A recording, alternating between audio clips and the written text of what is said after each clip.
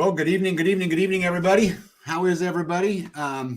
So we've got three guests here tonight, and I just wanted to introduce them real quick. So the first person that we're going to add to the screen is Grumpy Cranky, lives on caffeine and hate, and so it's Grumpy Acres. And welcome, Mr. G. How is everybody doing? I'm not nearly as worked up as I was last time we talked, man. That's good, right? Yep. Well, I don't know. We'll find out. Yep. Next guy's rough and tough. He has absolutely no filter, and so welcome the American Prepper. I almost missed it. Yep. And then, hey, we got a new guest tonight. I don't know the dirt on him. I tried to really find it. I really did. You guys have to give me credit. I tried to dig. I couldn't find any dirt. The All-American Prepper couldn't help me find any dirt. So he's a super cool guy. Love what he's doing, and we're going to learn some dirt tonight. So next time I can actually tell some BS story as we introduce him. But welcome to Survivalist Prepper. What's going on, guys? Hey. I'm gonna be the kind of the fly on the wall tonight because you guys are kind of animated. I've watched your guys' videos, and I'm a little more low key. So yeah, well, we could probably use some low key in this group, just so you know. No, it's all good. So, what do you guys want to talk about tonight? I think there's all kinds of things out there. Let's I guess I'll just start with a question. So, what are you guys watching right now? What's going on in the world that has you concerned? Grumpy, what's up with you? What are you watching?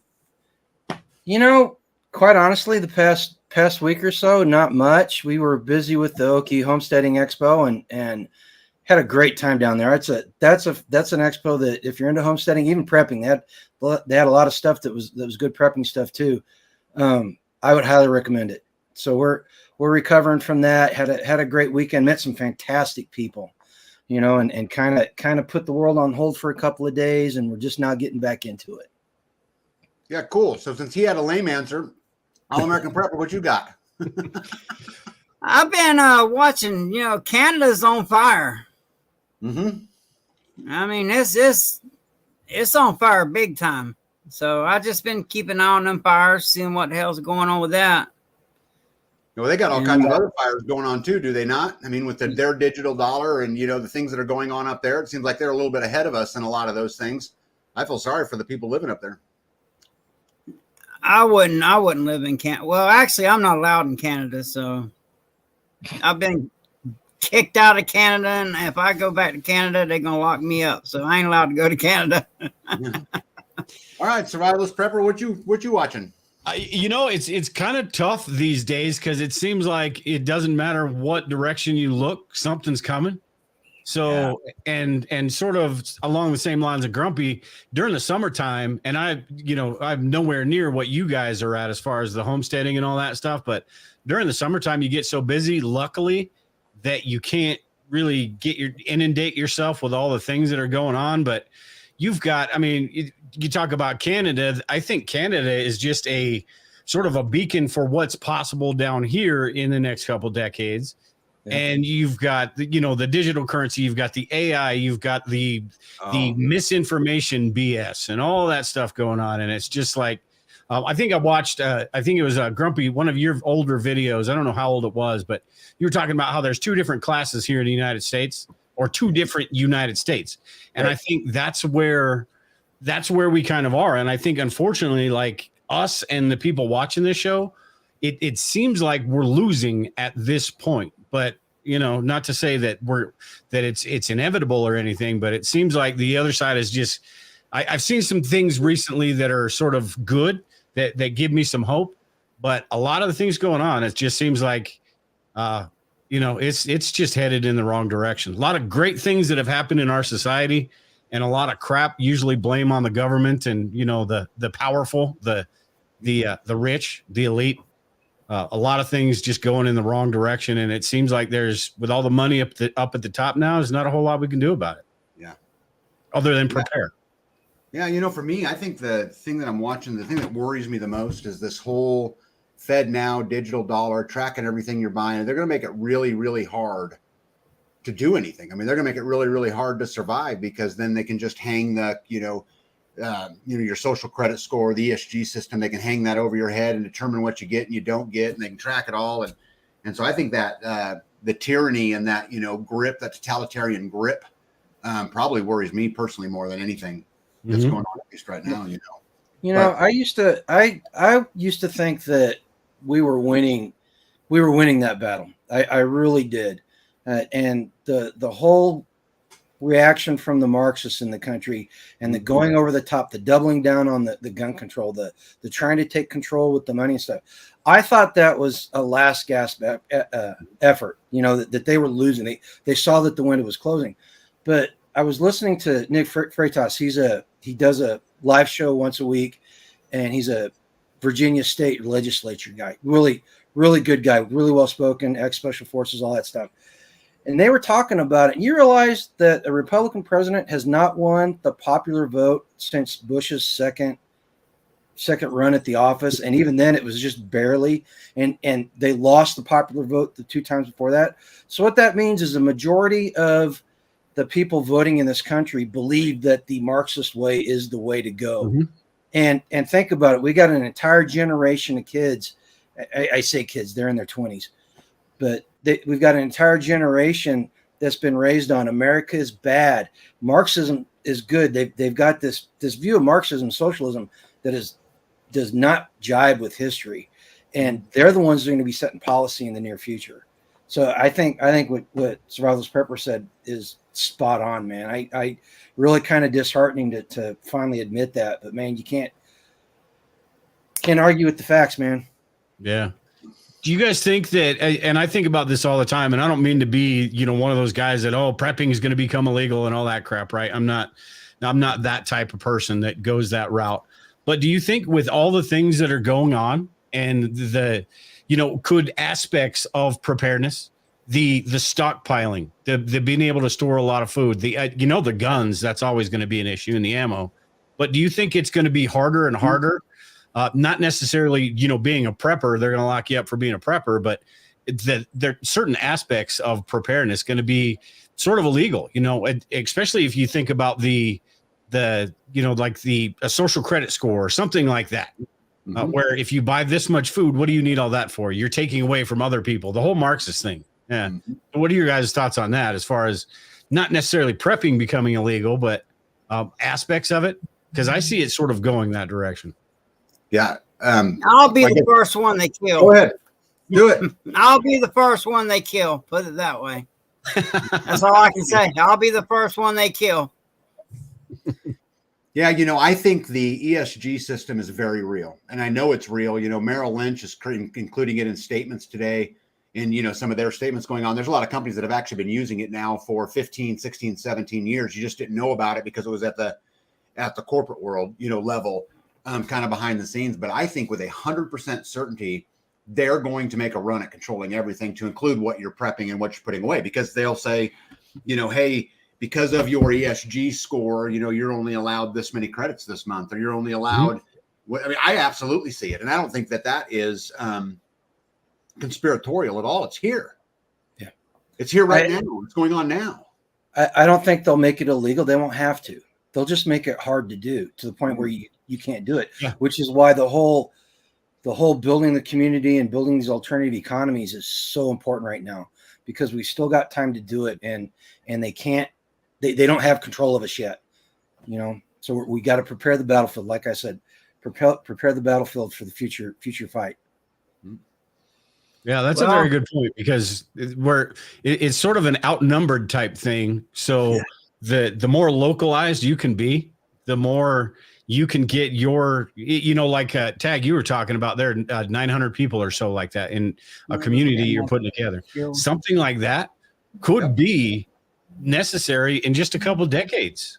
Or, with AI and all that, it could be sooner than that. We just don't know, but, or it could be, it could be our grandkids. We don't know, but that local community, everybody's so dependent on everything that's delivered to them from different countries, even where if you have that small group of people that you can basically run yourselves without having to rely on all that, being self-reliant, the basics of prepping.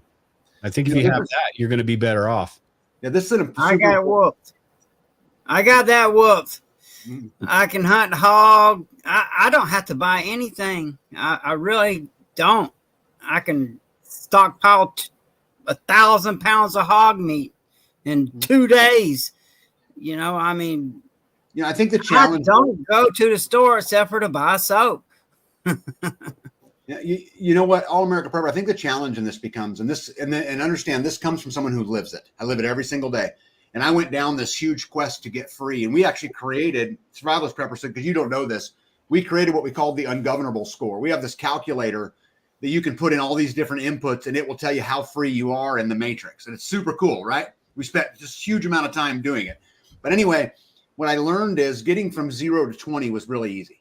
And 20 to 40 was a little bit harder, and 40 to 60 was even harder. But now, as I get further and further along, I don't know that 100% freedom is possible. And I'll tell you why I say that is because at the end of the day, I can't create gasoline. And if I can create gasoline, I can't create the filter. If I can't, maybe I can create the filter, but I can't create the salt. I don't have a salt mine. And you get dependent upon the system for the things you cannot do, which is why community matters. If I can probably eat up 80% on my own, 80% of my needs I can probably do myself. Where do I get the other 20? And the answer is the parallel economy in the community, which Garen was talking about earlier. This is why it's so critical. If we can do this, I think we can get into the high 90s where really we can take care of the vast majority of what we as a community need by yoking up, by getting together, by sharing resources, by understanding skill sets, and by doing those things. I do. Yeah, I got your salt. I can go to the ocean and just let that ocean water evaporate, and there's nothing but salt in there. Yeah, but how am I going to get it 1,200 miles away? You going to airlift it? Yeah, there's where the gas comes in. Yeah. Right. Yeah. That's my point. Unless you're willing to live like 150, 200 years ago with horses pulling, pulling plows and things like that. And you know what, if you want to, I suppose all good for you, but it's going to be a lot more efficient with a lot of these modern tools and tractors and things like that. So it's just, if it's possible, I think it's something I would do. I'll put it that way. Well, and that's that modern self-sufficiency that we talk about all the time. Being able to take care of as many problems as you can with the skills, material, and tools that you have on hand. Mm-hmm. And people need to decide exactly how much modern self-sufficiency they want, because it goes back to making a pencil. No one person can make a pencil because there's so many different disciplines. There's mining, there's lumberjacking, there's milling, there's chemicals, there's all kinds of so many disciplines that one person cannot make a pencil. So we need to figure out A, how much we're willing to do without, and B, how much do we need to learn to get to the point we want to be? And it's a tough question. It really is. I'm gonna tell you, it is. It's hard. Yeah. Okay. Can I chase a squirrel for a second? Well, so you're talking about the ungovernable. Know would it matter? No. Okay. So you're talking about the ungovernable score. I found a guy this weekend. His name, he's got a channel. It's called Johnny B, and he's got an ungovernable logo. Okay. Do you remember the Killdozer incident? The guy in Colorado that made the bulldozer. It's Hero. It's the Killdozer with ungovernable written inside of it, and it's the best ungovernable logo I think I've ever seen. I about peed my pants. I was laughing so hard. Okay, we got tanks. We got tanks. So we literally got tanks. Mm-hmm.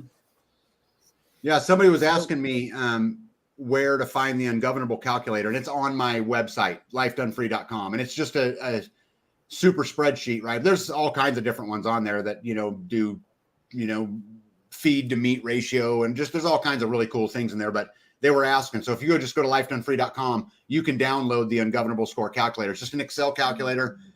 It asks you for a bunch of inputs, and in the end, it just kind of spits out where you're at. But it's pretty cool. We've had a lot of fun building it over the years, and I'm hoping it continues to grow. But anyway, what is that? Go ahead and get your stuff like this right now. Hmm. Get it while it's legal. Is that shield you were talking about the other day? Yep. Get your body armor, get your ballistic shields, get all that stuff now while it's legal. I hate to say this. That kind of looks like a silhouette, an IPSC silhouette, and those government agents. That's all they shoot at. You may be making yourself a more easily identifiable target with that thing. I've been shot before. It don't hurt as bad as they say. It just burns. Joe Tech, I was talking to him. He's in the chat. I was talking to him today, and he's like, once you get lead in you, you can't. It never leaves your body. And I'm like, oh man, I'm screwed because I've been shot several times with shotguns, and I got bullets literally in my bone marrow that they refuse to take out. So maybe that lead's going to make me more dumb than I already am. I don't know. But this I'm ready for the fight, man. This is for the bump in the night, because it takes a little minute to put that body armor on, but you just grab this, Yeah, maybe I'm old and soft, all-American prepper, but I don't want to get that close to anybody. Yeah, exactly. Well, where you live, you can shoot them from 2 miles away before they even get near you. Nope. I tell people all the time out here, big fences and tall trees. And, my driveway is 1,650 feet long. I don't want to be anywhere close to anybody. Does that make me? You don't want them close. If you don't want them close, they won't get close if you got a long barrel. Yep. I don't want to get this video hammered like the last one did, so I'm not going to touch that topic. Yeah. What happened to the last one? Oh man, you got limited monetization, but I don't think we said anything bad much. It doesn't take much to get limited monetization on YouTube these days. Yeah. 3 of our last 4 updates have been limited monetization, and we just, of course, they got me going last night. Ghetto with his question about. Never mind. So, sort of on that topic, what do you guys think the odds are? You hear it all the time. People talk about people coming out, as leaving the city, the Golden Horde, right? Yep. Going out to where you guys live. I'm a lot closer to the city limits than probably all 3 of you are. I call myself semi-suburban, or I'm not rural, but I'm not suburban, so it's kind of right in there. Although in 10 years we are going to be suburban, so I've got to figure out where to move. But what do you think about? What would it take for people to actually leave? Because people stay in the inner cities, like the homeless people and all of those people, because of the resources there, because everything is right there. They can get whatever they need to. But when all of that is gone, hey, what's up, Jammer? When all of that is gone, do you think they are going to move out to the suburbs? Are they going to go where there's greener pastures? And do you think that would reach, say, where you guys are? Yeah. I guess I'll start. So the short answer is yes. And I think that great people are going to do horrible things when their kids are hungry, period. Mm-hmm. That's the way it is. And so if you guys go back way early in my videos, there's a video in there called How We Found Our Land. And I went through a threat and needs analysis of how to put as many natural barriers as you can between you and the Golden Horde, and how to structure something in a way that makes it hard, not impossible, because at the end of the day, they can get here. But if you can limit the amount, you can push them the way you want them to push them, then I think you can deal with it a whole lot easier. But the short answer is yes, I think that that's absolutely true. Okay, I'll go next. So contrary to what it may look like, I don't believe there's going to be a complete and total collapse of society. The Golden Horde makes for great prepper fiction. Historically, though, there's not much to support it. But what I do think is going to happen is we're going to go through a severe economic crisis that's going to rival what happened in Argentina in 2000, what's going on in South Africa, what went on in Rhodesia during the collapse of the white rule. And his history tells us that criminal gangs will come out and they will start raiding rural properties. And so am I concerned about the Golden Horde? No, the Mad Max people rolling out here like that. What I am concerned about is people coming out and staking out my place, catching me when I'm unlocking the gate, or attacking, kicking in my door at 1 o'clock in the morning, because we chose, instead of going the mutual assistance group route, we went for a larger community, an intentional community. And so we're all kind of islands out here on our own, and we can hold our own for a little bit against a concentrated attack like that from criminals. We can't do it from a sustained attack. So like if a couple of truckloads rolled up and they all started piling out, we'd be in a lot of trouble. again, this is why building community is important, because I know that I've got somebody in 2 meter distance, and it's not tag, but I got somebody in 2 meter distance that I can put a call out and they'd be here in a matter of minutes. And he actually said if he heard gunfire in the middle of the night that he would be on his way over. And you know, same way here. Actually, Angela's the one that would hear the gunfire because I sleep like a log. Mm-hmm. Yeah, but I think those gangs that you talk about, the people that make it out here, by the time they get here, you're talking about the pros. You're talking about the good ones. Mm-hmm. Not good from a moral perspective. I'm talking about the skilled, right? You're talking about what gets here is, you know, troublesome at the very least, which again is why I think community matters so much. Hey, real quick, I want to answer his question. He said, tag lifetime free. Do you have alarms for detection? The answer is absolutely yes. In fact, I think when you're building a homestead, security should be the first thing you think about. And every single thing you do should be number one on the list. Your first consideration into any building. I'm not going to get into any detail for obvious reasons, but anyway, I just wanted to say that. I have redundancy perimeter security. I got dogs. I got a lot of things that I ain't even going to talk about, but they ain't getting up on me. And I got a large crew that I can call that'll be here in 30 minutes, and most of them are combat veterans, and a lot of them got class 3 freaking license, and it would somebody be in deep crap if they rolled up here. And, you know, like I said, I was talking to you earlier, Tag, you know, I was training with SWAT this weekend, you know, so. Now, the problem is, though, bud, no matter how big a badass you are, alone, you're in big trouble. Yeah. Oh, yeah. A lone man is easy prey. A lone man is easy prey. Yeah, for anybody that's why you got to have a mag team.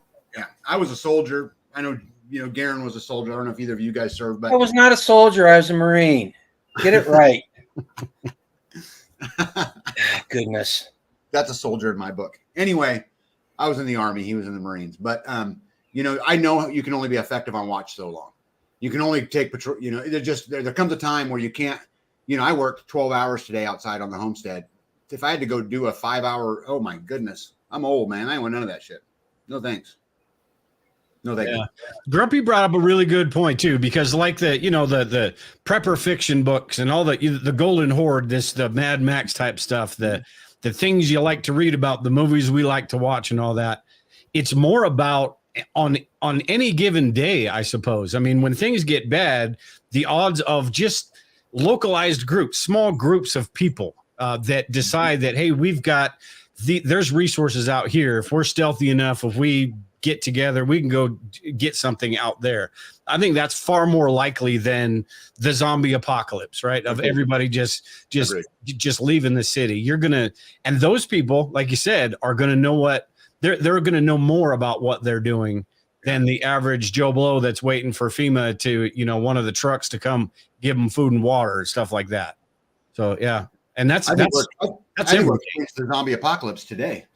You know, I think you walk around a mall and watch people with their cell phone in your hands. It's it's kind of already the zombie apocalypse, you know, in a lot of ways. But I think to all of those points, I think the answer to all of these, the answer to the economic problems, the answer to the ESG system, the answer to the digital dollar, the answer to all of them is parallel and counter economies and building community. And I think it's just ultimately the answer.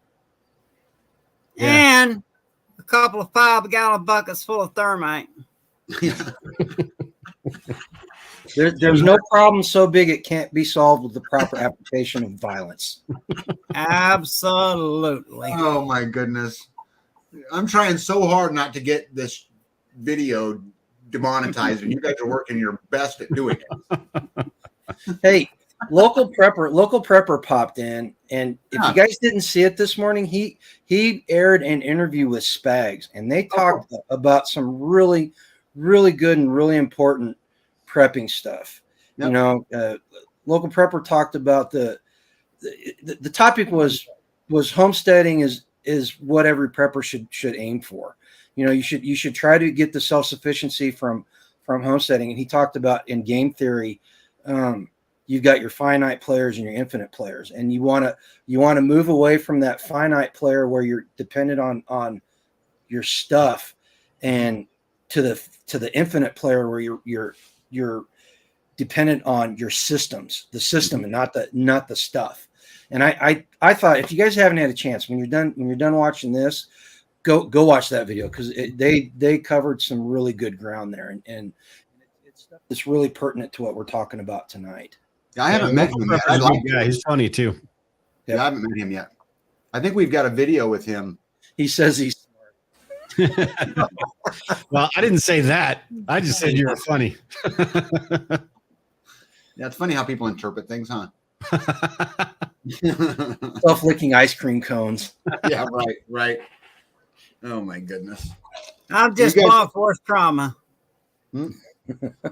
Yep. So what have you guys been working on for, being more prepared? What's going on lately for everybody in your own life? I'm building a duck coop. That's what I've been working on. What are you guys been working on? Quails. I've been building a quail coop. Mm-hmm.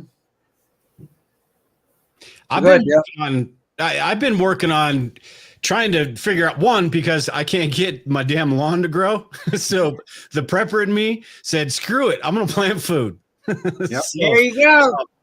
I have been trying to figure out different areas and how to, keep the dogs out of them and stuff like that.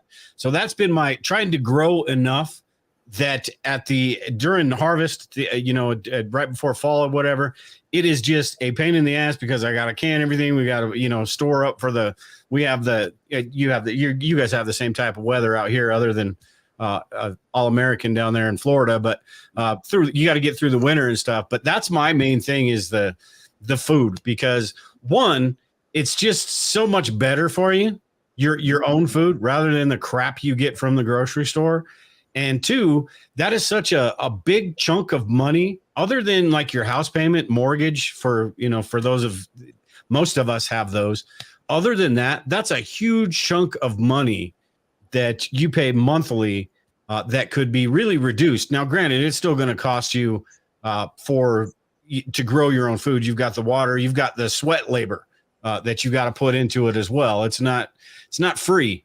No, it might not cost as much, but it's definitely not free. But that's kind of what I've been doing. We just got some baby chicks as well, because our old birds are getting kind of old and not producing as much. So we're introducing some new ones to the flock. But just food has been my thing this year, is trying to get that up to the point. I am, like I said, I'm not near the level of homestead as you guys, but like you said, man, that's something that we should always try to be getting better at and closer to every year, because there could be a time, and even if that time doesn't come, it makes your life so much better. Just living that way, like your YouTube channel, life done free. Yeah. Money anyway. Yeah. It's interesting you talk about that. I've studied this topic in depth, and you can buy your way to energy independence. You can, and you can buy your way to water independence. You can buy your way to money independence. There's a lot of them that you can buy your way out of, but you cannot buy your way to food independence. It is the hardest, in my opinion, as a off-grid homesteader, being 100% food, having 100% independence on your needs of food is, to me, the hardest one to get to and the one most worthy. It's hard. I know. And we grow big gardens. I've got food forests. We've got lots of animals, and I'm still not producing all of my food. Yeah. See, and I don't think you can. I honestly do not think you can make even the, we call it homesteading. It's actually modern homesteading. It's not really actual homesteading. It's modern. It's a variation on it. Right. But even the homesteaders back that went out on the prairies and made towns and stuff. The reason why they made towns was because they could not be 100% self-sufficient, and I agree with you guys. The food thing, that's where we've been putting a lot of effort in, and it's the conventional garden is probably not going to happen until the fall, so we're getting alternative, like woody mounds and doing all these other permaculture things and trying to get that, and then trying to get our customer base back, because we moved and we lost our entire customer base for our goats and our sheep, and I finally decided we need to get back in there and we need to start selling these things to get that alternative revenue stream in and start making space in the freezer for stuff and all that. But yeah, I agree that the food's the 100, but quite honestly, I got more unfinished projects than I do finished projects. You know, Yeah. We got so many wild edibles down here, and we never have a true winter. There is, as of right now, because people can go to the grocery store, there's wild hogs everywhere down here. They are a menace. People call me and say, please come kill these hogs. They're tearing up my yard. And I kill them and just salt them and slow smoke them and just stick that meat back, because I do not use refrigeration. I do it primitively. I have no freezer, no refrigeration. I use salt and slow smoke it, and I've never had it go bad. All American, that the weather down there is a great plus for you, because honestly, the negative 30-degree weather that we get here in the wintertime kind of blows. But I saw a video from Florida of a big cat killing an alligator. So you got stuff that will kill you being killed by other stuff that will kill you down there. We don't have that problem. Yep. Alligators are so easy to catch. They're the most easiest thing there is to catch. I catch them with a rod and reel and a saltwater lure, and I reel them in and then chop them right across the top of the head with a machete, and they're done. I love gator steaks, but you're welcome to do that. Yeah. And they're not as scary as I guess I grew up doing that. My whole life. We hunt, killed gator, and it's just, I'm not afraid of them. They can be 50 gator out there in the lake, and I just swim right in the middle of all of them. And when I want one, I harvest it. And what's funny is Dell's sitting there laughing. He's in Colorado. Our daughter was up in Estes Park staying with relatives, and she calls us. There's a bear on the deck. What do I do? Well, don't open the door. Yeah, that's what you do. So you got stuff up there that'll eat you too, man. Kansas, worst we got to worry about is maybe a fox or a coyote. Well, and All American Prepper, you got sort of a unique situation compared to a lot of people in the country, because even where I am, I got deer that run through my yard every damn day. It drives me crazy. But those in a situation where there isn't any food, we'll be gone in days. I guarantee you. Oh, yeah. Everyone up here knows how to hunt, and everyone up here knows what's going to be going on, and it'll all be gone. I might have a couple rabbits that run through my yard a week after everything goes to crap, but I'm not dependent on now. The first, if I have any kind of inclination and the first day, something's going down, I'm getting myself a deer before it's too late. But as far as long-term sustainability, that it's not an option. And I think for most people, it's the same situation down there with you. I mean, that's fantastic for you. You got it down. But I think a lot of people, most people, it's just not possible. No, and if the lights go out, if the grid goes down, everybody's going to be hunting. Those resources are going to get depleted fast. The more population around you, the faster they'll be depleted, right? Yeah. Just to drive the point home, the state of Missouri a couple of years ago, they harvested 2.5 million deer during the deer season. They estimated that the deer herd was about 6 million. So that was a couple of years ago. During the Great Depression, the deer herd in Missouri was hunted down. They verified there were only 4,500 deer in the entire state of Missouri at the height of the Great Depression. So that's 100% true. That stuff, and you're going to be competing with every single idiot out there with a gun, whether they know how to hunt or not. Yeah, you're going to need All American Shield there. Yeah. I'll be out there just to go out and get yourself a deer. You're going to need a Kevlar vest and a. Well, and it goes back to the argument. It goes back to the argument. You don't need 30 rounds to deer hunt. You're absolutely correct. I only need one. I need the other 29 to protect it once I kill it from all those yahoos that are trying to take it away from me. Yeah. Well, what I think will be the smart thing, as soon as you say, "Oh man, the shit is hitting the fan," go ahead and do your mega harvest right then. Like, I could literally go out tonight and kill 20 hogs and salt them and smoke them. And that meat would literally last me and Little Miss Prepper for a very, very long time.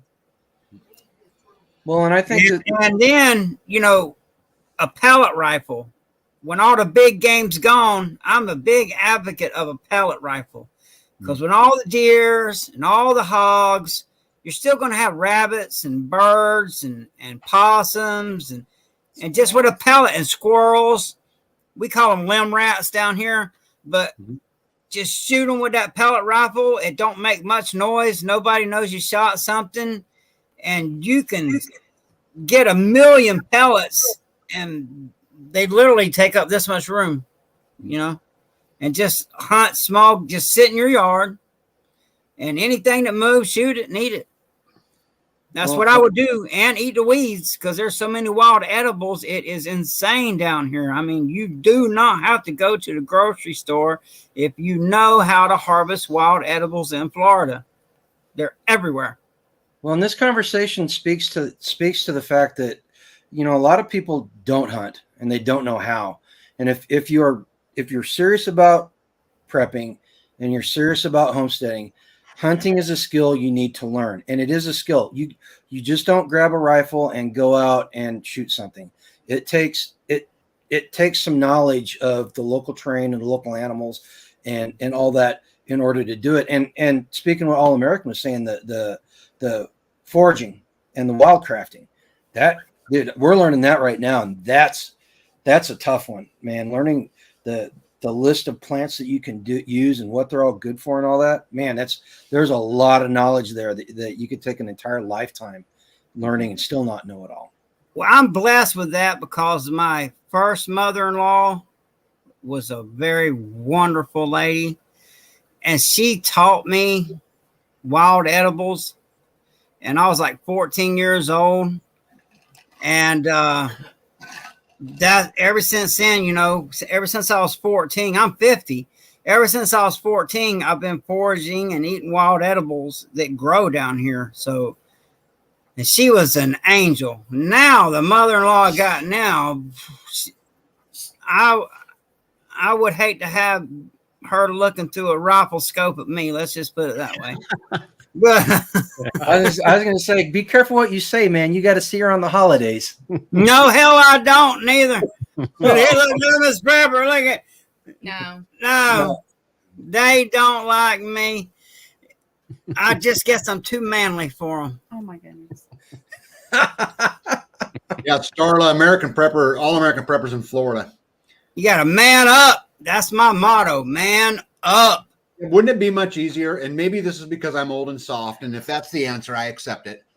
But I mean, this is why I built a pond and stocked it with fish. This is why we have animals. This is why we raise animals. This is why we do all of that stuff, so I don't have to have the burden of going through that. This is why we plant stuff all over our woods. You know, anytime there's anything extra, it goes in the woods somewhere, and we just hope it continues to grow, and there's food everywhere. You can pick, you know, everything from wild grapes to wild turnips out in my pasture right now.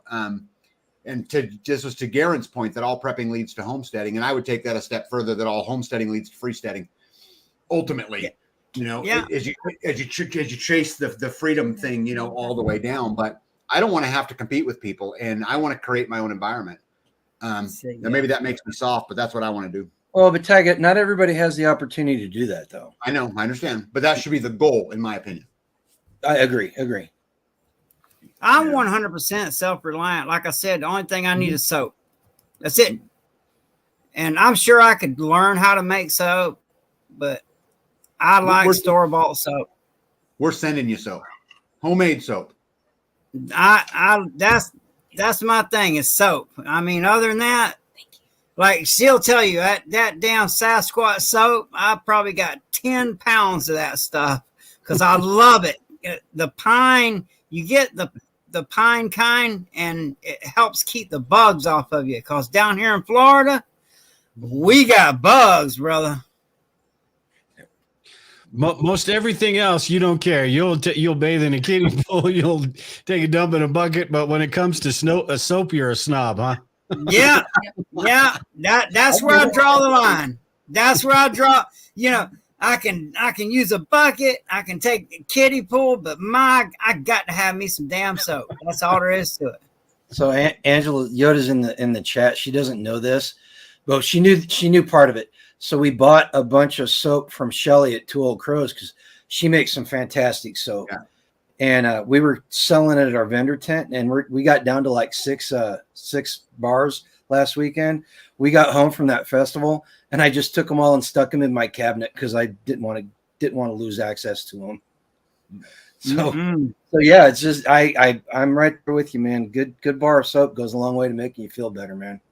If I was on that show alone, which I really do want to be on that show alone because I love being away from people and just being out on my own. I love that. And I believe I would win that show. So if anybody watching, get my ass on that show alone. I need the money and I'll win it. But you know what? I would take me a damn bar of soap. Yeah, you know, some people take a knife, some people take a machete, some people take a pot. Not all American prepper. Give me soap. Soap. I can make everything else. I find me a piece of metal, I can forge that into a knife. Not a problem. I can get me a stick and make me a bow. Not a problem. I've been doing that since I was a kid. That's all I really know. You know, when people was going to school, I was skipping school, busy learning stuff. You know? I mean, I learned primitive. Primitive. I just do as primitive as possible. That way, you know. Soap is easy. It's easy. You know, I that's the one thing. My grandpa used to make soap, and I just haven't made it since my grandpa, you know, passed. But he used to make soap. It's easy. My wife makes all of our soap, shampoos, laundry detergent, all that, and she'll make it in about 3 days once a year, and we're done for the year. Well, you need to send me that recipe. Yep, it's easy. Easy. Email it to me. Yeah, Grumpy's wife, Yoda, and my wife get together and make that stuff together quite often. Wow. We almost killed one of the girlfriends one time. Yes, we did, actually. Yeah, don't put lye in an aluminum pan. It's a bad idea. Yeah, that's especially whenever you got to stick your head down in it because you're short. Hey, I got to ask Dale a question. This has been ever since I found out you're going to be on this with us, dude. How's the relationship with Mr. Johnson going? Because everybody's got a Mr. Johnson, right? And I think that whole story with Mr. Johnson is, my God, that's something that we have to deal with in regular times. Imagine how bad it's going to be if something goes bad, man. You know what? I thought the old fart was dead, and I saw him outside the other day because his son moved in. So I assume his son's helping him out. So I sort of feel bad about talking crap about him anymore because he's just an old man now, but not really because he just really chaps my hide. I'll try to tame my words here, but yeah, I saw him the other day. So he's still around, and he was out in his yard. For those of you that don't know, we've talked about him for years, me and Lisa. That old man is like the nosy neighbor. And he's, you know, it's not like he's real close. He's not real far away either. It's probably 50, 100 yards away. But just that guy put up a greenhouse and he went to the HOA to have me take my greenhouse down because it was an extra outbuilding. And we're only supposed to have 3. And just so many different things. When we had kids here, my kids used to ride motorcycles, and they went on his property a little bit. He about lost his crap over that. I mean, with the greenhouse, I ended up just taking the roof off the damn thing, and it's actually still out there, ugly as hell, pointing right at him. So I just took the roof off it. Now it's not an outbuilding anymore, but yeah, he's still alive and kicking. I don't know about how well, but I see him every once in a while, pops out and reminds me. We don't have that problem down here. We're so rural. Everybody rides 4-wheelers up and down the road, you know, and off-road vehicles up and down the road, and you put whatever the hell you want to on your property. Nobody says anything down here where I'm at. Nobody says nothing. Yeah, the kids are you still best friends with Canadian Prepper? Have you seen those videos he made about me? This guy. Sorry, I just had to tear the scab off. I just had to. It's funny. He got me more subscribers, though, by doing that. But, you know, because some people don't like him because he's a master salesman. And, according to him, we should have been dead, 3 years ago now. But, Every yeah, week. he loves making those videos about me. I ain't even gonna lie. I laugh. He gets watch time out of me because I watch the damn things. It's so funny.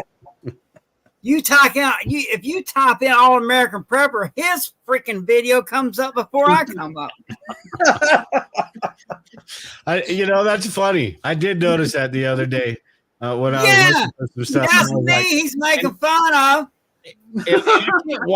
He's got some really good stuff, and I used to watch him all the time, but I can't anymore because it's all that fear porn stuff and all that. Yeah. But I saw that, and I was like, I didn't quite know if it was about you or not. Yes, it's about me. I thought he was taking a jab at basically Americans in general, but me. That's why he's got the MMA gloves on in one of them, because he knows I'm an MMA fighter. And, I'm gonna have to watch those now. Oh, they're hilarious. Yeah, they're funny as hell. But whatever, I'm cool with it. Hell, I'd even do a live with him, and I would be the part. I would be the All-American Prepper that he makes fun of. What does John Willis over at SOE say? Even bad stuff online will get you subscribers. Mm-hmm. Yeah. Yeah. That's somebody we want to be with, is John Willis. Do what? So this And is all publicity is good publicity. Is John Willis. Yep. Oh, hey, Ghetto in the chat was talking about how we're talking about him, the Canadian dude, and he said people just said he started the fires in Canada so he could sell masks. I probably did. That was hilarious. That guy's making bank, though. You can believe that. Someone told me he moved his operation to LA or someplace. He's got a great big something south of the border now. I don't know if it's true or not. I don't really pay attention to it, but yeah, but good on him. I mean, if he's able to make a living at it, and people are eating it up, we don't have to agree with him, but we can always say, we can always agree it's good that somebody's trying to get free of the system. Yeah. Like, I encourage people. I'm like, hey, watch them damn All-American Prepper videos on Canadian Prepper. They're freaking hilarious. And they are. They are funny. When I was watching him, when you told me that he did that, that's why I ripped the scab off. When you told me he did it, I went back and watched a couple of them, and I was actually laughing. Yeah, they're hilarious. He impersonates All-American Prepper through the video. And tries to make it as redneck, as hillbilly as possible. And it's funny. Yeah. Anyway. I would love to do a live with him, and I would be that redneck. I am who I am. I'm just Southern born, Southern bred, just Southern redneck. That's really all I am. I just know how to fight, fish, and hunt. That's it. This wrong with that. This whole conversation gets me thinking. One of the things at the Okie Homestead Expo that really impressed me was how much everybody tried to lift everybody else up. Mm. And in the homesteading sphere, that seems to be a pretty common thing. And in the prepper sphere, I mentioned this in the comments on Local Preppers video today. There's a part of the prepper community that they follow the zero-sum solution, which is in order for me to win, you have to lose. Mm-hmm. And that's not conducive to building community. I mean, if something happens and you've got that attitude, man, you're not going to be able to build that bigger community so that you can get the assistance that you need. Because like I said, we can't do it on our own. Tag said it, Dale said it, All American said it. Everybody realizes that. So why do people purposely go out there and go, we're not gonna help anybody. We're gonna take care of ourselves and we're gonna do all this stuff. So I think that whole conversation, is prime example of it. That mentality, those people will not make it. Well, I think preppers get a bad rap because that's how people view them. And there are quite a few people that are like that don't go like the route that you were talking about, where it is about community, it is about helping each other out. It's about in those, say it's something smaller scale that isn't some sort of large scale disaster where we're all hunkered down, hiding from everybody and trying to stay away from all the chaos. I think preppers and homesteaders more so would be more helpful in situations like that, because you're able to, you see a light at the end of the tunnel. So it's like, hey, we've got the means to do this. We've trained for things like this. We've thought about these things. So let's go, be that helpful person.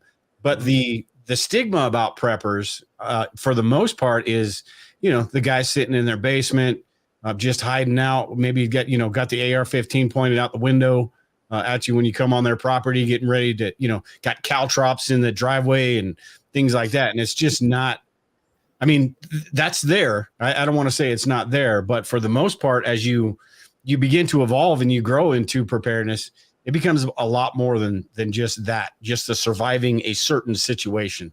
It's in general survival. Well, and I'll take it a step further than that. If you hunker down and you try to ride the chaos out and you don't interact with anybody during that time, what you're doing is you're seeding the ability to mold the future community, because you're not there whenever something pivotal is happening, and people are not seeing it. And what they're going to see is they're going to see somebody come in after the fact and try to do things.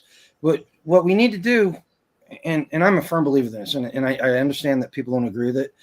We need to get out there and we need to interact with people at the worst of times. They need to see us being a positive influence on the community, because at the end of the day, we're going to have to provide a better vision of the future than what the other guy does. So if you've got the Marxists coming in doing where everybody's afraid they're going to do, and they've got nobody competing with them, everybody's going to follow them. Mm-hmm. And it's just human nature. You can't just walk away from it and expect to step back in and be able to take control and have things go well for you. So yeah, good point. Oh, Yep. I think being a freedom missionary, kind of as you said, that's super important. I think that we all need to be spreading that message and trying to help people to live freer and be freer. 'Cause I think at the end, good. That's why I do this channel, to help people. If a bad situation ever occurs, I do everything I can to show them how they can help themselves instead of relying on other people. That's really what I'm about. I want to help people get through. If there ever is a bad situation, I want to help them get through it.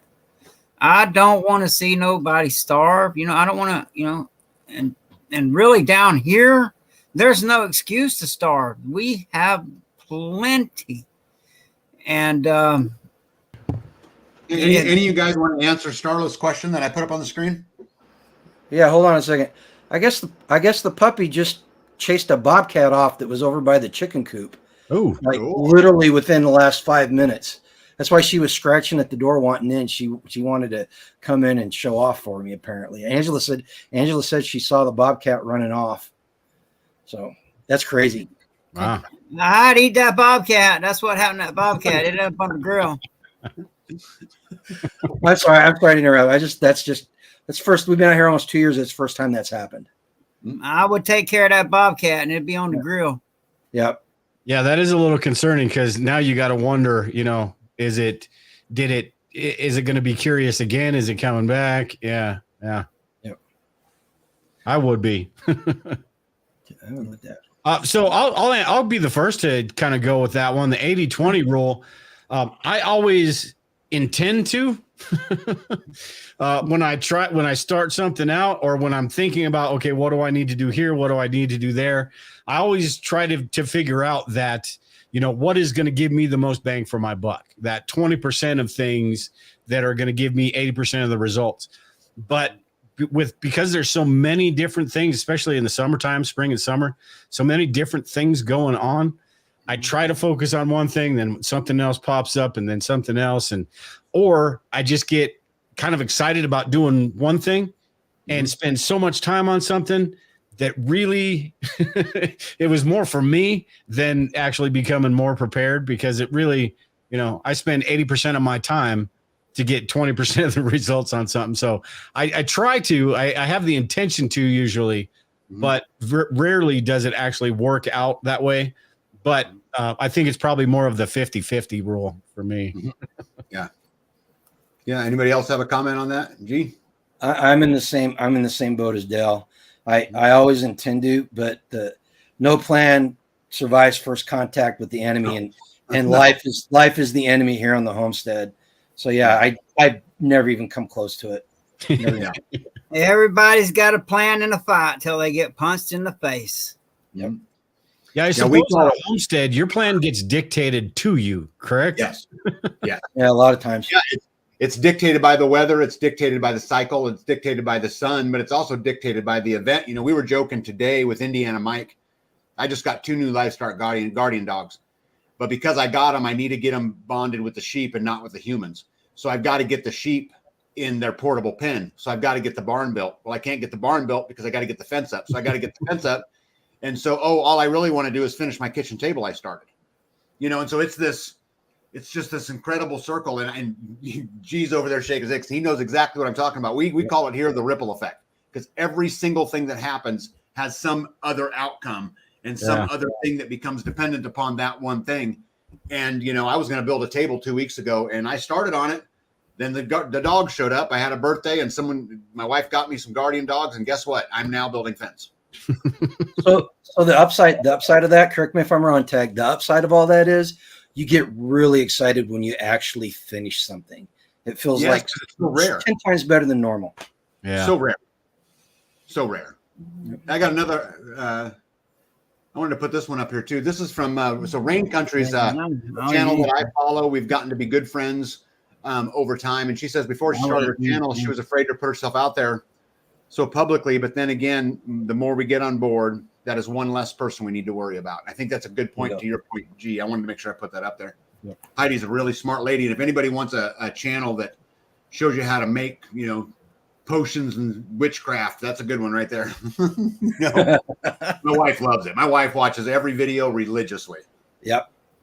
Yeah, you hear a lot about the OPSEC and, you know, all of that. And it really is that, you know, that double-edged sword, fine line, whatever you want to call it type thing. But you think about what are the odds, because you are too vocal about something, that somebody, you know, figures out where you are and comes and takes what you have, compared to the odds of that situation never happens, but you don't have any community, you don't have anybody, any support, and things get really bad and you're kind of on your own at that point. So I sort of lean on the side of, I understand there's a certain aspect of OPSEC. There are things that I, even on YouTube, I will not talk about, things that Lisa and I do. But at the same time, you do have to let people know. I don't have any bones about talking about preparedness to people, friends, and things like that. Because it's just, the more they know about it, you know, like she was talking about, maybe that's somebody that is on your side. Maybe that's somebody, I've got friends that are now interested in it and have, you know, gotten at the very least a little bit of long-term food or something like that. So I think that there is that OPSEC aspect of it. But at the same time, I mean, you don't want to be that person that is so scared to tell anybody about anything that all of a sudden you're all by yourself and you got a whole bunch of crap, but you're sitting there by yourself. Yeah, this speaks to my heart, you know, and anybody who's watching on my channel already knows this, but, you know, the system took everything from me. They literally took everything from me. And so I'm done hiding. I'm not going to hush my mouth. I'm not going to hush my tongue. Dude, I'm done. I'm done with it. I did that for so many years, and all I did was contribute to the problem. That's all I ever did. I hid because I thought it was safer, blah, blah, blah, blah, blah, blah, blah, blah, blah. But in the end of the day, if more of us would have stood up early on, maybe we wouldn't be in the situation that we're in. I'm done with it. Yeah. I'm hiding. Tag calls it ambassadorship, and I call it evangelism, being evangelical. You have to be evangelical. Down here, I call it, I'll be your huckleberry. With brass knuckles on your shoes. Yeah. Damn straight. Hey, somebody in the chat earlier, is there an animal you won't eat, All American? No. Yeah, I'll eat anything. I will eat. anything. They're talking about they want to feed us bugs. I already eat bugs, so give me some bugs. I'll eat them. I do not care. Hey, there's a difference between choice and being forced to do something. If I've got a choice between a steak and a bug, I'm eating a steak. But if they tell me you can't have steak, you got to eat these bugs, I'm going to be a little upset about that. That's where the I'm problem eating arises. both of them. I'm eating the bugs, and I'll go out and kill. Like I said, there's so much wildlife down here and fish, and we got the ocean. I mean, there's nothing I won't eat. I don't care what it is. Just I will tell you this: make sure if you eat a grasshopper, you better cook it all the way, or to give you tapeworms. That's good to know. Well, and the thing that catches in my craw about that whole thing is the people telling us that we will eat bugs or we should eat bugs are not the people that are going to be eating bugs. Yeah. No. Don't tell me, don't lecture me on climate change as you fly around the world on your jet emitting more carbon in one trip than I do in an entire year. Don't tell me I'm going to eat bugs while you're eating Wagyu steak. It's that these people think that they are better than the rest of us and that they should be in charge. And those are the exact people that shouldn't be in charge in my book. In my opinion, those people are so evil, they're probably cannibals.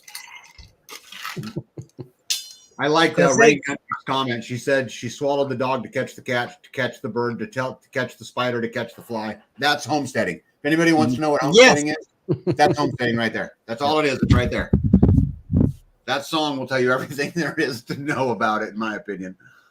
Super well said, Heidi. Hey, someone's also asking, and I don't know, they said, okay, where are these people posting that they can see it and they don't see the comments here? Anybody know? I don't have any idea. I mean, we're broadcasting on all 4 channels, I'm assuming, right? Well, yeah. I Maybe see they're the talking about comments. each individual, like people are commenting on mine and they can't see them on yours, or I don't know. I don't know. I have no idea. I don't know how that works. I'm seeing them all come through. Yeah, so Milo on the ready. I don't have any idea, partner. I just don't know. I wish I did, but I have no idea. I'm looking at my channel right now, and I don't see his comment. I don't see Milo's comment on my channel. Yes, I'm broadcasting through StreamYard, but I got me, guys. I have no idea. Anyway, I'm looking.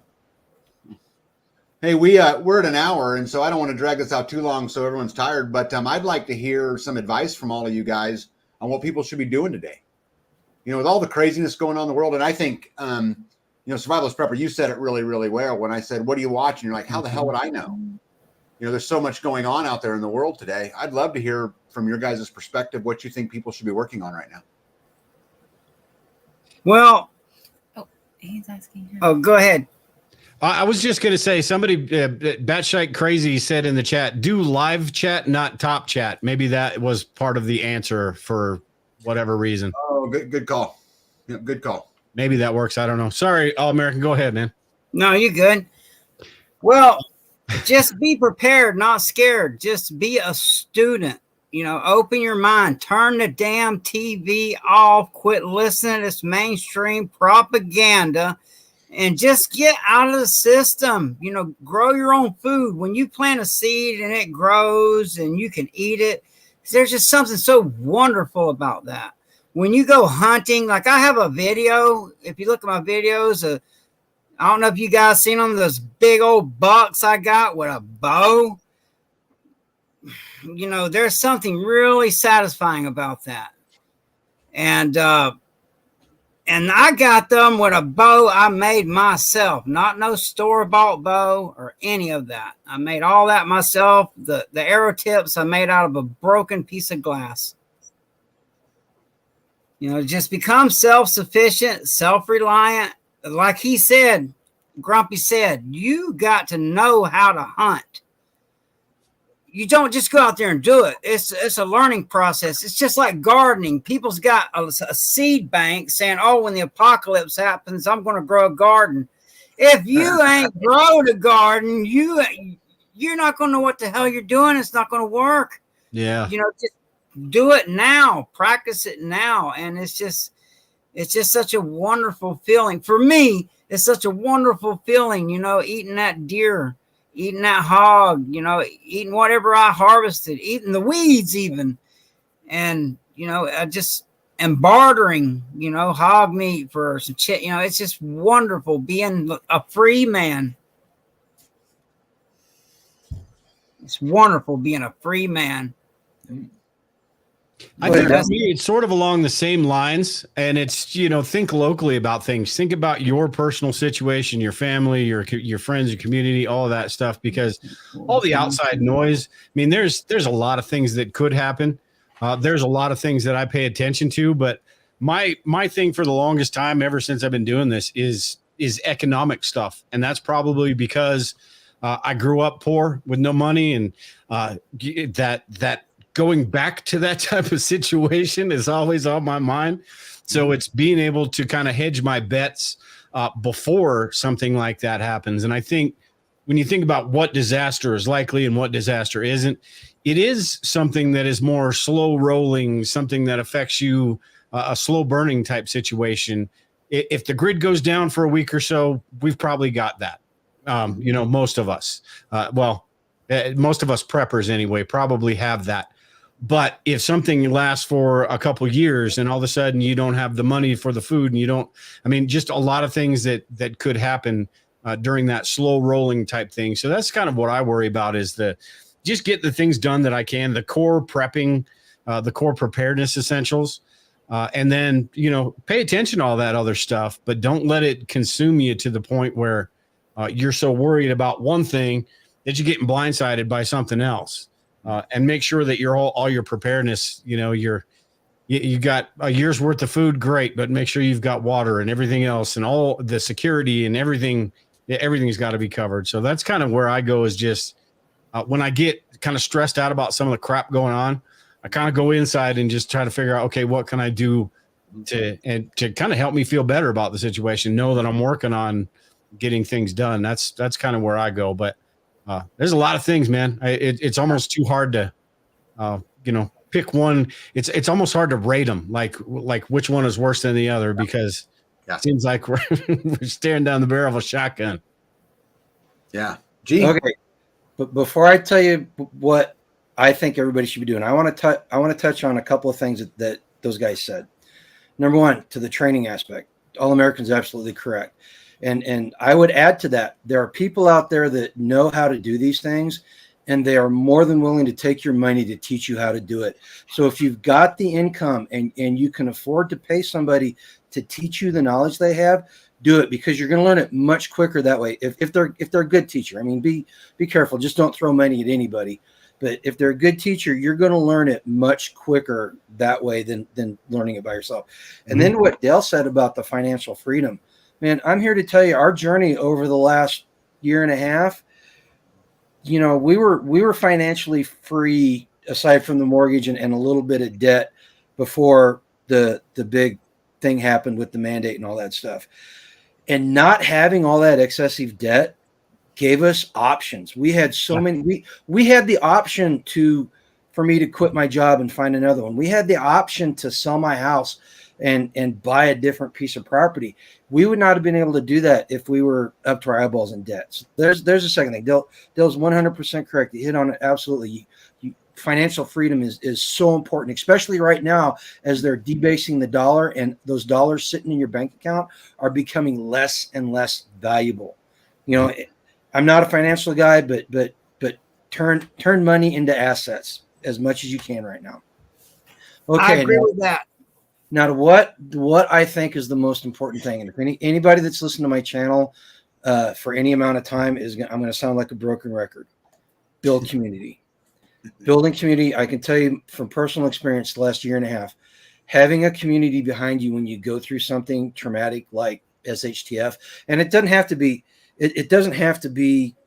the end of the world. It can be losing a job, losing a loved one. I mean, they talk about the end of the world as we know it. Well, guess what? Every time you go to sleep, the world changes and you wake up to a completely different world. So building a community right now is probably the most important thing anybody could do. And it's more easily said than done. You know, I can sit here and say it, but the hardest part, I'm telling you right now, the hardest part of building community is talking to that person for the first time. Find opportunities to go do that. Come to Midwest Preparedness Festival. Find festivals where you are that are doing that, and go talk to people, meet people at these festivals. Go to the Okie Homesteading Expo. You know, get out there, and you have to put yourself out there in order to build community. You know, and it's so important. It's the reason why we are in Northeast Kansas now is because I waited for somebody else to start building community with me instead of going out and finding it myself. And when the time came, I did not have, I would much rather be in Missouri right now than in Northeast Kansas. I'm a Missouri guy through and through, but no support structure. My support structure was here in Northeast Kansas because of the relationship that Tag and I and everybody in our circle had built over the previous 10 years of camping together and stuff, Tag. Wow. You know? So community, build community, get out there, put yourself out there and meet people. Yeah. So my answer to the question is, first of all this advice is good. Community absolutely matters. You know, live it every single day absolutely matters. But I would, and I am a financial guy. For you guys who know that, that's where I come from. And I think to Garen's point, get focus on those assets. I also think is important, but I think I'm going to go a totally different direction, which is what would I be working on is I would turn the whole art of starving the beast into a personal game in my personal life. I would, man. And you know what? Because it encompasses so many things. You know, there was a great comment earlier about find your weakest spot and get working on it. But I think for me, I would say, okay, how do I break out of this system? And what's the easiest one for me to tackle right now? As I mentioned earlier, you can buy your way to energy independence. You can do a lot of those things. You can't food independence. And I would just turn it into a game of, hey, I'm going to go out there and starve the beast. I'm going to go be ungovernable. And what's step one in my 9,000 step process, and make it a game and just have some fun with it. So don't drag you down, and be proud of your accomplishments. And when you get from 30% free to 32, celebrate it like, it's your 16-year-old, going to prom for the first time. So that's what I would do, man. Make it fun, make it a game, starve the beast, and become ungovernable. I think that's it for us tonight. But hey, before we go, I'm going to let everyone have a last word, and then we're going to get out of here, and then we're going to do it again someday, I'm sure, because this has been a lot of fun for me. So I'll do them in the order in which backwards, or I'll do them in the frontwards order we came in. G, what you got? What's your final words, dude? Just, we use the Life Done Free moniker here too. Go out and live a life done free. Wake up, do something today so that when you wake up tomorrow, you are a little bit freer of the system than what you were the day before. Yeah. It's conscious. You have to do it consciously. Yep. Brass knuckles in your boots. What do you got? Well, basically everything he said, and just be prepared, not scared, learn, be a student. Don't be closed-minded. Always be a student. Like I see this comment, asking would we charge? I got a whole playlist of wild edibles. If you live in Florida, you can watch and eat. And that doesn't cost anybody anything. But I would take on any apprentice. I wouldn't charge them anything. Anybody wants to learn, I'll take them hunting, fishing. Matter of fact, the Angry Prepper is supposed to come down here and camp with me, and that's going to be a blast. Man, you guys got to film that. Yeah. Oh, it'll be filmed. It'll be filmed. But yeah, we're working on it. We talk occasionally, but when he gets down here, he's going to camp. I'm even going to put an air conditioner in his tent so he doesn't die of heat. And Angry Prepper from New York. Yes, I've been on his channel as a guest. That'll be interesting. I don't know if he camps or not. So I mean, but we're going to. It's going to be a blast, because I'm going to have him eating weeds and squirrels, and it's all going to be videoed. I'm going to be like, bro, you are not a real prepper unless you eat this limb rat. So I hope he doesn't watch this video. Surprise. Yeah. Dale, Survivalist Prepper, what do you got? Anything you want to say before we get out of here? I think as far as preparedness goes, the way I sort of like to think about it is kind of like a battle plan where you've got time to set up the pieces and get everything set before the curtain goes up, basically. So that's how we should kind of approach this stuff. Just do the best you can with what you have and do as much as you can. And then regardless what happens, once that does, whether it's something small, something big, you're kind of where you are, no matter like it or not. So just try to get as good as you possibly can, as much as you can possibly done in that direction for when that does happen. And then if nothing does happen, your golden years are going to be fantastic because you're going to be set. Or I kind of think about it like when we croak, our kids are probably going to be throwing away a lot of food and stuff, but more power to them, I suppose. Hopefully they grabbed a few of the nuggets that hopefully we passed on some stuff as they were growing up, but I think just do what you can. And that's all you can do. And don't worry about all the noise. Yeah. I think Del said something really important there. Great we advice. still have time. We still have time. The window's closing, but it's not closed, and it's not closing as fast as people think it is. So get out there and do stuff. Get stuff done. Mm-hmm. Yeah, I think I want to build on what Survivalist Prepper said real quick, and that also I would add, because what he said was perfect. Although I would add one thing to it, which is celebrate where you are. Be proud of where you are, because it doesn't matter. Don't compete with me, because don't do it. I don't compete with Grumpy. Grumpy don't compete with me, and we're in the same community. But compete with yourself, and are you proud of where you are, and be a little better today than you were yesterday, right? And be proud of the progress you've made, and don't get caught up in the BS, as Survivalist Prepper said. I think that was just super, super great advice. And I want to answer this question real quick to all the panel. If people wanted to learn from you, would you charge to train or do it for free? If you want to come out and chop wood with me, and you want to come out and dig holes with me and build fence with me, I promise you it's free of charge. Yes. Yeah. How many people do we have out there when we put up 40 cord of wood that one day? Oh, 47? 47 people. And then we had a couple weekends later, we had 15 of those people were able to make it over to our place. So yeah, we're all about these work days. You want to come do work days, man? We'll work something out. Yep. All right, good. Well, hey, I want to thank everybody for coming on tonight. I had fun. It was great. Blast. Survivalist Prepper, it was good to meet you, bud. I'd never known, I didn't meet you before, and I still don't have any dirt on you, but I'll continue to work on that. But what I did gain out of it tonight, someone said something really, really cool about the soap snob, which has been added to my dirt list for the All American Prepper. So I actually wrote that on my list, but so we're going to add that anyway. All right, guys. Good night, everybody. Thank you, everybody, for coming tonight. It was great. Thanks for having all these people here. And we'll see you guys on. I guess before we go, I'll be doing a live on Friday. Life Done Free YouTube, Facebook, website. Grumpy, where do people get a hold of you at? Grumpy Acres Farm YouTube channel. We've got the store if you want to support us. We sell freeze dried goods and some other stuff. I will be down at Pomme de Terre Lake this weekend. There's a group of about 60 to 80 people in southern Missouri. They're actually coming all the way from the East Coast and places beyond for a get together this weekend. And basically it's a baby Midwest Preparedness Festival. It's only the second one they've held. So I'm going to go down there and be an ambassador from our community with them, and we might even be able to do a live. So it should be kind of interesting. Yeah, All American Prepper. Where can people get a hold of you at? Where can they find your stuff? All American Prepper 13. That's my channel, and they can come to Black Tiger Airsoft and do some simulated combat, and we can go to Champions MMA and do some MMA hands-on. I like to do both because sometimes you have to fight physically to get to your primary weapon. All right. Well, Survivalist Prepper, you got to top that.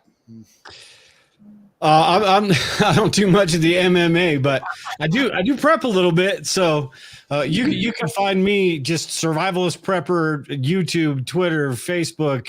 Although I'm not on Facebook much anymore. My website, YouTube channel, podcast, all that stuff. I did just recently start a little prepping community. It's a Mighty Networks prepping community at members.survivalistprepper.net. which is something that hopefully grows into something really cool where we're going to, talk about all sorts of different preparedness topics and current events and, all the different areas of preparedness and all that. Just kind of learn from each other, grow and all that stuff. Hopefully that turns out to be something really cool. But yeah, Survivalist Prepper all over the place. It's, pretty easy to find. Rock on. Well, hey, good night, everybody. Everybody, thanks for coming. That all. Appreciate it, everyone. Go live a life done